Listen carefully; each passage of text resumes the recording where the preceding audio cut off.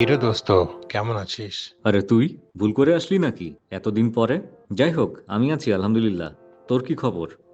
রফিক বলছিল তুই নাকি বাড়ি বানাচ্ছিস। ঠিকই শুনেছিস। তোর কাছে আসার কারণ একটাই, টেনশন আছি রে বন্ধু। বলে ফেল, কি হয়েছে? আমার আর তোর ভাবির সেভিংস দিয়ে বাড়িটা করব, তাই কোনো কিছুতেই রিস্ক নিতে যাচ্ছি না। আমি চাই বেস্ট ডিসিশন নিতে, স্পেশালি সিমেন্টের ব্যাপারে। আমি তো আর তোর মতো ইঞ্জিনিয়ার না, এত ডিটেলসে কিছু জানিও না। আচ্ছা দোস্ত, ক্লিংকার কি? ক্লিংকার হলো সিমেন্ট উৎপাদনের প্রধান কাঁচামাল। ভালো মানের ক্লিংকার দিয়ে তৈরি হয় ভালো সিমেন্ট, যার ফলে বাড়ি থাকে দীর্ঘস্থায়ী ও মজবুত। দেখবি, বাজারের অনেক সিমেন্টের ব্যাগে ক্লিংকারের পরিমাণ 80 থেকে 90% লেখা থাকে, কিন্তু আমরা প্রায়ই ল্যাব টেস্টের রেজাল্টে দেখি ক্লিংকারের পরিমাণ 50%-এরও নিচে থাকে। তার মানে এটা ফলস ক্লেম?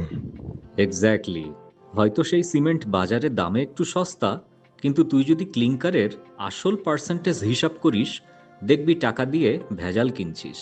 বলিস কি? তাহলে বেটার কোয়ালিটির সিমেন্ট কোনটা?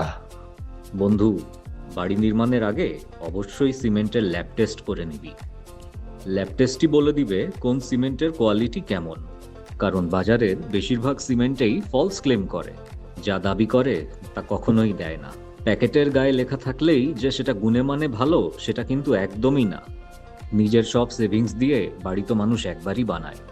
আর এমন তো না যে আজ বাড়ি বানালে কিছুদিন পর ভেঙে আবার বানানো যাবে।